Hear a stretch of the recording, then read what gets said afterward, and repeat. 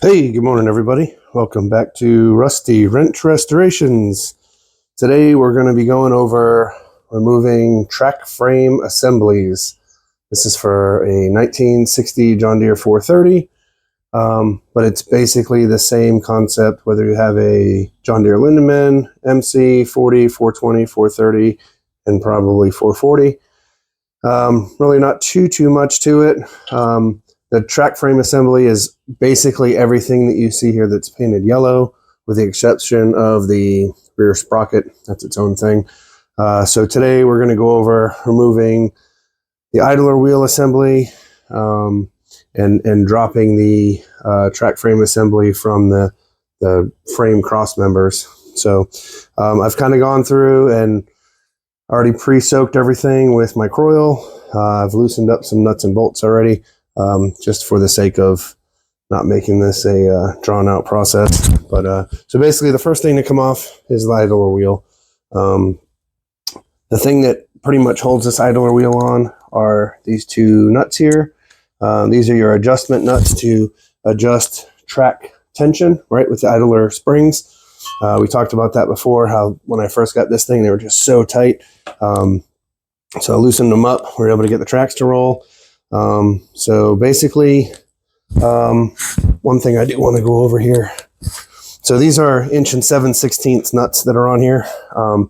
This one on the front is obviously pretty easy to get to. You can get a regular combination wrench on there, deep well socket if you have it. This one in the back is a little bit different, just due to the nature of how this frame is put together. The open end on your wrench, you can get in there, but it's a lot of like twisting around and flipping it every like quarter turn. So I took the closed end of the wrench and cut a notch out of it, basically so that it could slide over this threaded rod assembly here. So, you know, you can get it onto your nut and make your turns and loosen it up. Works a lot better. So sometimes, you know, you might have to modify some tools. I thought I had a 9/16 out here. Here it is. This is a wrench that I use for exhaust manifolds, right? So you can see that the opened end has really been ground down on the top and the bottom. It allows me to get in there and get some more turns on it. Makes it a little more efficient. So, you know, sometimes modifying tools to make your life a little easier is just something that you can do.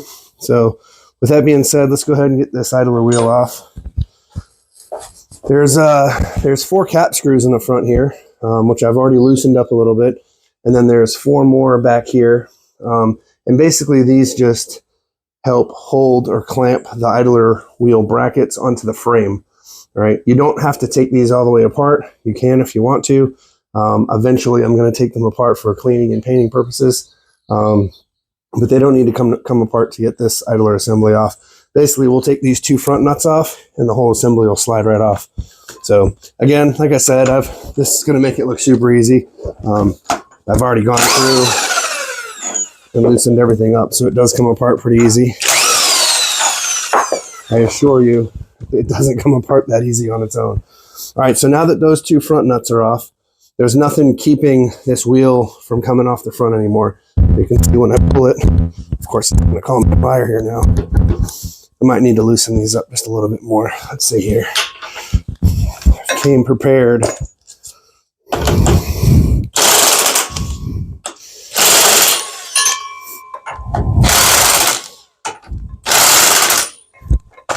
Let's see if that'll do the trick. Of course not. I'm recording on video. Why would it want to cooperate with me?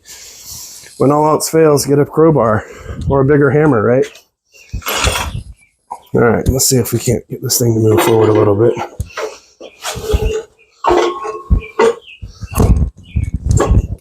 There we go. Watch your toes. So basically, as you can see, this idler wheel assembly slides on this rail. There's a clamp in the front here, and a clamp in the back that basically just slide on that rail and keeps the idler wheel from going too high or too low. So we'll pull on this a little more and get it off of here.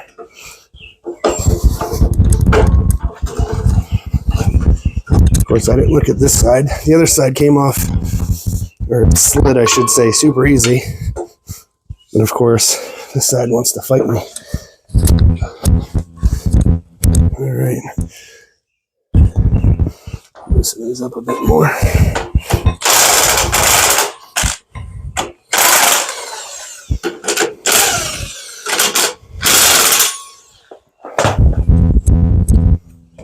All right, well, I'm gonna stop the video for now and get this thing loosened up some more and slide it out, and then we'll continue on. All right, here we are, back again. This is why I do the high-speed videos sometimes, because some of this stuff can just take forever to try to get loose. So there's shims that go in between these clamp pieces back here, and usually stuff's just so worn out the stuff slides apart. This one apparently is a little tighter than normal. So not only did I loosen up these front bolts a little more, I got the inside too loosened up, but these two back here, they're pretty corroded. I'm going to zoom in here for a second. You can see there really isn't much of a bolt head left on there. Actually, it looks better in the video than it does in person. But anyway, these are bolt extractors. So basically, what these do, I think this one might be too small. Yeah, so these, you can see they've got kind of funny little grippy tooth on there. And these will go over these bolt heads.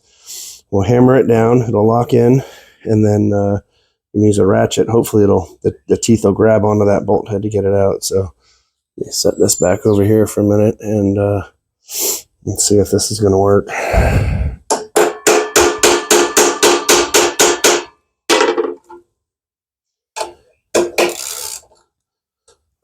Sometimes we get lucky and sometimes we don't. And today looks like one of those days that we're probably not. Let's try a smaller one. This might be too small.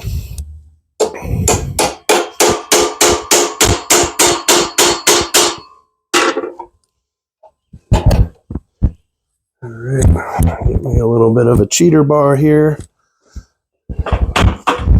Learn to try to work smarter, not harder. There's no sense killing your stuff over this. Leverage, physics, will make your life so much easier. There we go. Oh, I heard something crack. All right, well, that's your first broken bolt that you've seen on here. There's many more of those to come, I assure you. So, no big deal. A little more work later on. We'll have to drill and tap that out. Let me see if I can get the broken bolt head out of here. Might be locked on there pretty good. It's all part of the fun. There we go. All right. Well, it's off anyway. Let's see if we can't get this one either off or broken. And if it breaks again, no big deal.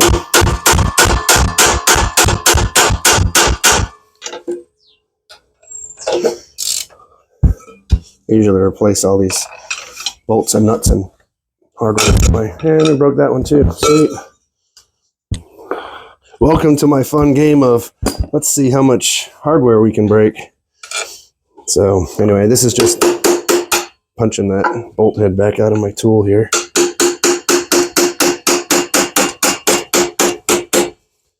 And it doesn't want to come. There we go. All right, well, the bolt extractors didn't work as planned. However, we did manage to get the heads off. So I should be able to separate this now. Getting a little leverage. There we go. Look at that. All right. So while we're here, let's zoom in and look at this here for a minute. Let's see if I can adjust this a bit, give you a better view. All right. So here's our idler wheel. These are the idler springs. Like I said, they push forward on this idler wheel to keep tension on that track. Now that these bolts are loosened up, you can see, let's see if I can get this one out here. So basically this is the bottom part of the clamp that rides underneath this part of the rail. And obviously it's bolted to this upper idler bracket. And this also rides on top of this part of the rail. So it just keeps it from lifting, going up and down. and the spring tension is going to push it to ride on that track. So again, this top idler piece and this bottom plate that I just took off are going to ride on the rail just like this, and this rail being this angle iron piece here. Anyway, now that that's off, I should be able to slide the idler wheel forward. So watch your toes. There we go. All right, now you can see I had a shim pack in here, and that went, let's see if I can do this. I should have took up knitting. This stuff's so heavy. All right, here's your idler wheel. Here's the, let's see if we can get a better view here from the front. So here's that idler bracket. And you can see this is a shim, but let's just pretend this is that rail, how it slides in between there, in and out. So as you pull these shim pieces out, make sure you don't lose them, because you're going to need them when you put it back together again. Sorry about all that noise. I put this over here. So this is on the right hand side. All right.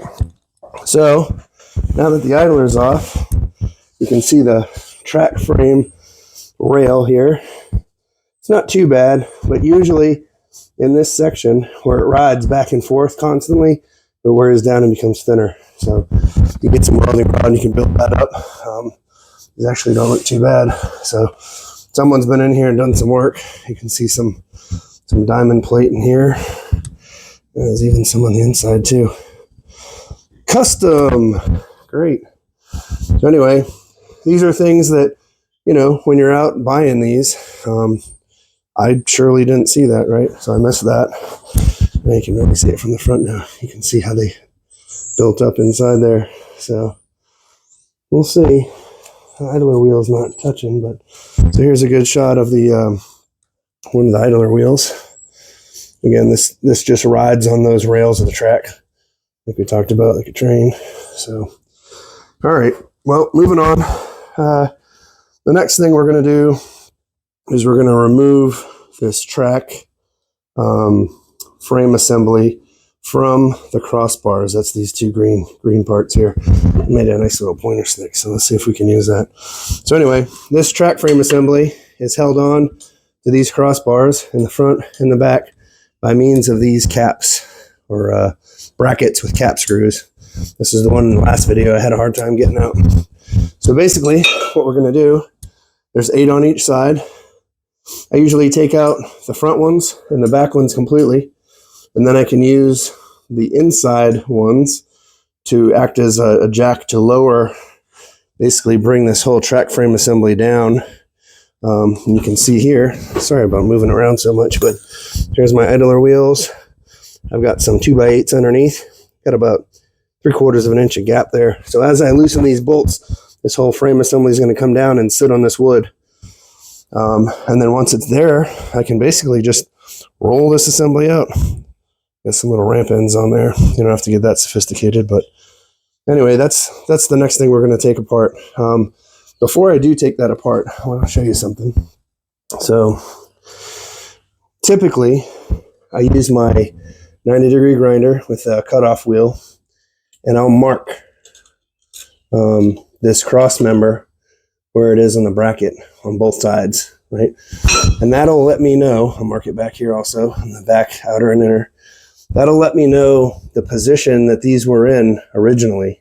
Because once I take this apart and I wire wheel or sandblast and clean this up and repaint it, simply marking it with a marker or something, I'm not going to remember where these sat. So typically, I'll use my angle grinder and I'll cut a notch or a groove in here. It's not going to affect anything, but after wire wheeling and painting, I'm still going to be able to see that mark of where they were. The only reason I'm not doing that with this one is because, let's see if we can do an aerial view here. So here's the sprocket. Let me get my handy dandy pointer that I made. All right, so here's my rear sprocket on the left side. Right. As it goes down inside here, hopefully the camera will pick this up. There's a flange for the rear roller right here. Let me move back a little bit. Right here. And then over here on the other side is the outer flange for it. It's probably hard to tell in the camera, but right now this sprocket is lined up in the middle of that flange. So remember back here, showed you on the front one, right? So the sprocket in the back is between these two pieces. It's lined up right in the middle. Of course, with my luck, not the case on this side. So remember, we had some issues with this track. It looked like something was bound up. So let's try doing this. So on this side here, you can see I got quite a big gap between the sprocket and the inside of that flange. But when I come on the inside over here, I can't even get this pointer in between there. It's so tight. So this whole side's wonky. Something's up. We ain't really found it yet. Some issues over here. I can see this axle bearing cap. It's got a gap here. We're gonna find some serious problems over here on this right side, unfortunately. Hopefully it's just bearings in the final drive assembly. But anyway, another thing I looked at this morning, measure twice, cut once kind of thing. On this side here, I took a little ruler and I just measured roughly from the outside of this cap to the outside of the carrier.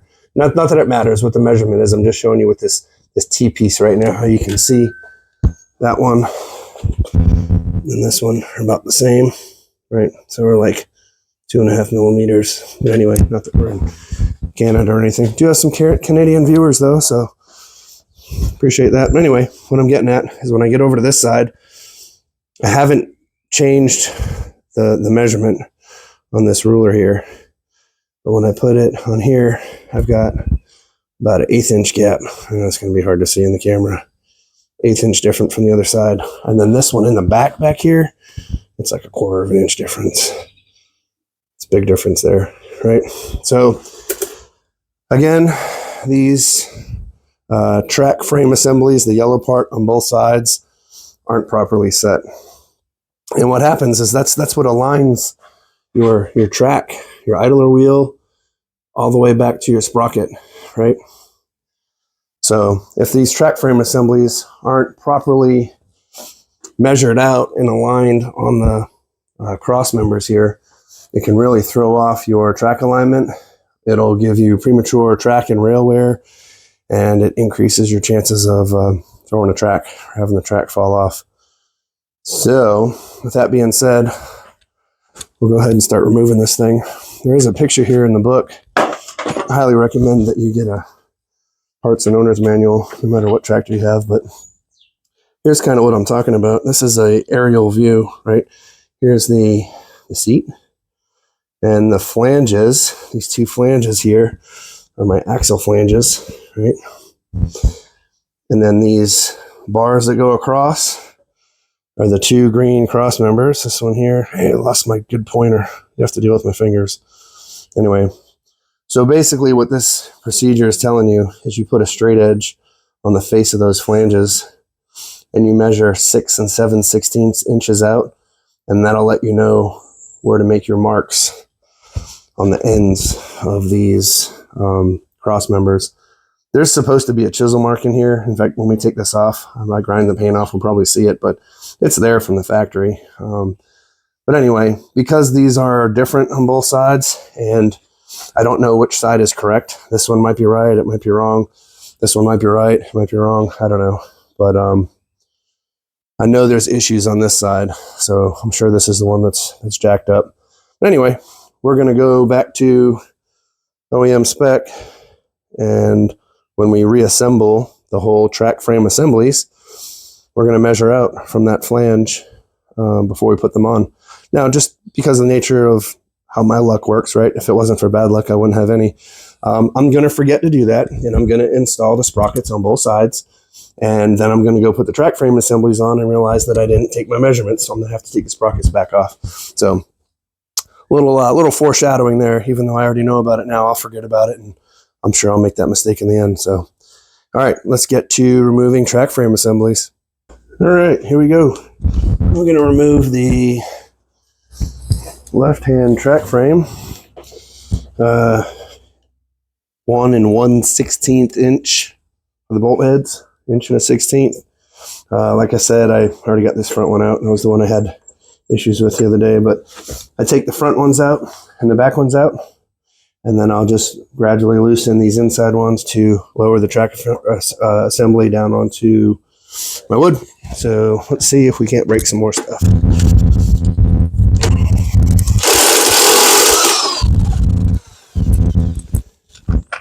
And these are all the same size. There we go, losing stuff already. Anyway, it's a washer. Look at it. But anyway, they're all the same size, so the same length, I should say. So don't worry about mixing them up or getting one in the wrong spot. I'm replacing all of them anyway. They're rusted out in here. I wouldn't trust putting these ones back in. I just get some new grade 8 bolts, and I know I don't ever have to worry about it. All right, let's see here.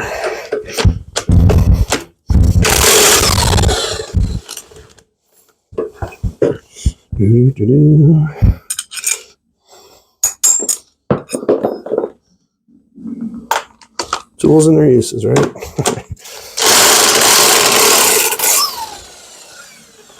All right, front and back ones are out. Now I'll just kind of, I'll put these here so that they'll get in my way again. Just kind of loosen these up a little bit at a time. Get this whole assembly.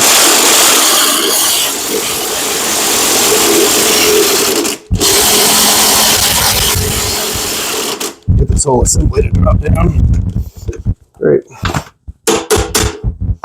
Might have to get the man tools on there. Get some human strength. This impact works pretty good. Oh, that came all the way out. That's all right. This impact works pretty good. Like I said, it's a Bauer one. It's from Harbor Freight. I don't remember how much I paid for it, but for what I do, it works great. Let's try this one more time. I had these all loosened up. All right, let's try a ratchet with, let's see, ratchet with a breaker bar. And of course I didn't bring, did I bring one? Here we go. Tools all over. All right, ratchet. That breaker bar is not going to work. Got the assortment of breaker bars. I use them all. All right, let's try this. Let's see if we can get some old man strength on here. Moving the whole thing. There we go.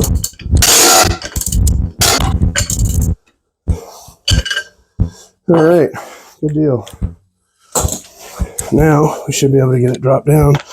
I'm sure you probably saw that whole thing just slide. Watch your toes, kids.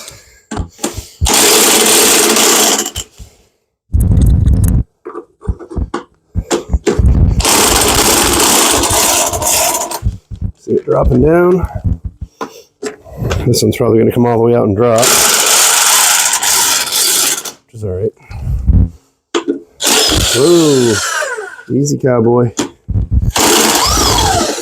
All right, clamp. Let's get the front down.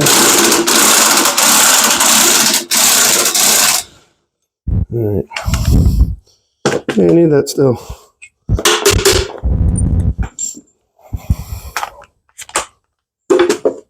All right, front ones are off.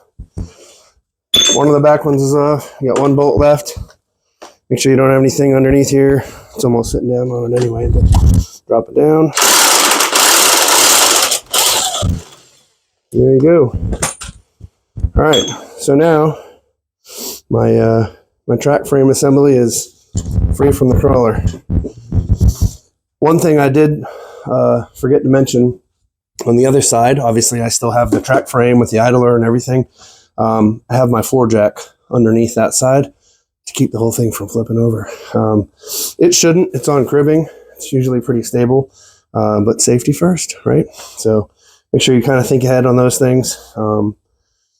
What I'll probably do is remove the floor jack from the other side, and maybe I can kind of lift this up enough where I can just roll this bad boy out, right? And see what we got going on here. Of course, I've got a bunch of junk back here. clutch that I need to bring in the garage. Peekaboo. All right, I'm gonna let the pressure off this side. Hopefully it won't roll over. No, we're good. All right. Let's get a little elevation on the left side here. Let's see where I can get a good spot to lift. Let's see if this will work. Nope, that's not where I want it. Let's try that. Hopefully, this will get it up enough. It's wanting to twist the whole thing, but we'll make it work. You want to see me flip a bulldozer? No, I don't. All right, that's good enough. All right, so basically now my cross members are clear of the saddles, I guess, if you want to call it that, of the track frame assembly. All right, here we go. Turn leaving in 5, 4, 3, 2, 1. All right, we're going to pull this bad boy out. Moving on down. All right, one down, one to go. So let's see. That's about it. Let me let the pressure back down off this so that it doesn't flip. I'm joking around, it probably could. All right, yeah, it's gonna sit a little funny now. So just be mindful that as you're taking components off, I'll have to put some more support back here. The weight's gonna shift, right? I had a John Deere 40 that I had on cribbing like this. They're just big 6x6 blocks. You see it's barely even on that back one. That's because you got the jack back there. Anyway, rabbit hole, squirrel. So I removed this whole torque tube assembly and I had nothing on the front. The other track frame assembly was off. I still had the final drives and the transmission on the back, and it did a wheelie. I almost lost it, but I was able to save it. So just be mindful of this. Everything on this thing is super heavy. So when you remove a couple 100 pounds from one side, just know that things are going to shift, and it's not fun to try to pick it back up to get it back on blocks again. So anyway, I'm not going to bore you with getting the other side off. Maybe I'll just do the fast hyperspeed video, and hopefully that side comes off a little easier. That's about it. So these are safety stops. I think we kind of talked about those on like one of the first videos. So these are designed so that when you start getting like mud and trash and rocks and stuff stuck between your sprocket and the chain, it'll build up in here, and it basically pushes, acts like a brake, and it prevents you from doing damage or throwing the track. So anyway, here's a cool side view. This thing's getting down to nothing, ain't got much left. So anyway, I'm going to pull the other front idler track frame assembly, and then I'm probably going to yank these sprockets off. And who knows, we might even get final drives off today, but I'll make a different video for that. So stand by for the cool beats that nobody likes, and some hyper video.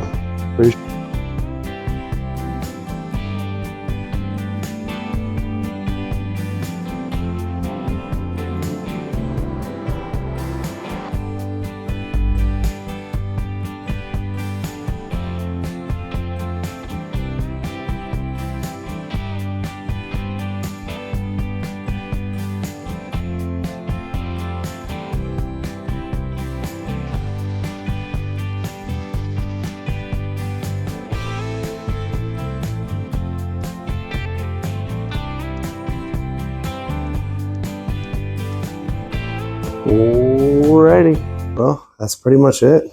We got the switch off on both sides without incident. Came apart pretty easy. I'm telling you, use Croil or some type of penetrating oil. I mean, this stuff's amazing. Soak bolts, you know, if you know you're going to be taking something apart, you know, take the time, day 2, 3, or 4, a couple days ahead of time, just soak the bolts, soak the nuts. It'll do its magic. It'll make your life so much easier. If you don't have a book, get a book. I'll do the best I can to walk you through some of this stuff on this thing, but get the service manual, get the parts manual, get the owner's manual, get the operator's manual. Just get them. I mean, these are all reproduction. I don't know who made this one. This one's from Peaceful Creek. They do a lot of manuals for tractors. Doesn't matter what brand you have, right? Farmall, John Deere, whatever, Ford, they make them. It's a lifesaver. You know, if you know you're going to be doing a project, take the time to look ahead, plan out what you're going to need, what tools, what the process is. So here's a better look at those safety stops that are here. So this is where the sprocket would catch on, prevent you from damaging the track, throwing it.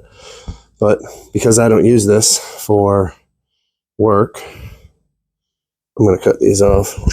I don't need them. So next video, we're going to remove the final drive assemblies. Whoa, yeah, right. So anyway, fun process. They're heavy, they're awkward, bolts will break, tears will flow, but that's for another video. All right, thanks again for watching. Please subscribe, like, share, do all that crazy stuff. Having some fun with this. Hopefully I can get you some more good content. So I appreciate y'all. Peace.